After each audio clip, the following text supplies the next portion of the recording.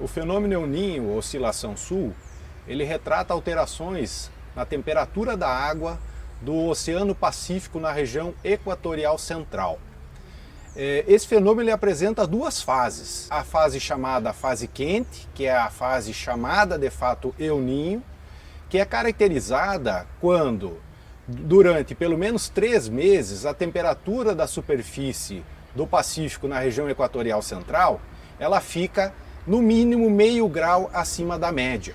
Já a fase fria do fenômeno, que é denominado Laninha, é o contrário. É quando a água permanece por pelo menos 3 meses consecutivos com temperatura de no mínimo meio grau abaixo da temperatura média. É quando a água permanece por pelo menos 3 meses consecutivos com temperatura de no mínimo meio grau. Essas duas fases, elas vão sendo classificadas como fraca, moderada, forte e muito forte, em relação à magnitude da alteração em relação à temperatura média. Como a atmosfera ela está fortemente acoplada ao oceano, essas alterações da temperatura da água elas acabam alterando a atmosfera e alterando o clima, a condição climática em várias regiões do mundo.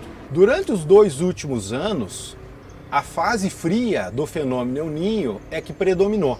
Então nós tínhamos uma temperatura de superfície do mar na região do Pacífico Equatorial Central de no mínimo meio grau abaixo da média.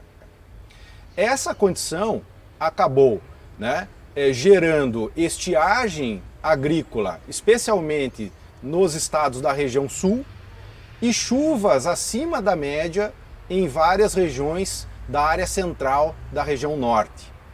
Essas duas áreas são as mais afetadas pelo fenômeno. A região sul, na condição de El Niño, na maioria das vezes apresenta chuva acima da média. Já a região sul, quando se tem o fenômeno Laninha, o contrário, nós temos então a tendência de ter chuva abaixo da média. Já a região nordeste é o contrário. Quando há a fase fria do fenômeno, a Laninha, nós temos chuva acima da média nessa região, e o fenômeno quente, o El Niño, acaba gerando chuva abaixo da média nessa região também. Esse ano de 2023, ele iniciou com a fase fria do fenômeno, então nós tínhamos uma Laninha. Só que a partir do trimestre maio, junho e julho, nós já começamos a perceber que a temperatura da superfície do Oceano Pacífico Equatorial Central tinha aumentado e já tinha passado o limiar de meio grau acima da média. Ou seja, nós começamos a fase quente do fenômeno, começamos a ter o El Niño. Junho, julho e agosto, o próximo trimestre, persiste essa tendência e as perspectivas são que a gente tenha, até o final do ano, a concretização de uma nova fase quente, ou seja, o El Niño. A tendência climática para a safra de verão é de chuva acima da média na região sul e chuvas abaixo da média na grande parte da área central da região nordeste do Brasil. Para você se atualizar sobre a condição, uma das fontes é a agência americana que se chama NOAA. Lá você vai ter o monitoramento da condição da temperatura do Pacífico e poder acompanhar se o El Niño de fato vai persistir até os últimos meses desse ano e quem sabe o início de 2024.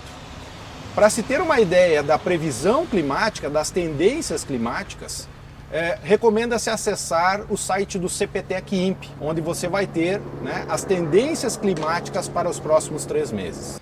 Esse informe técnico é uma parceria da Casa do Produtor Rural e do Departamento de Engenharia de Biosistemas da Exalc USP.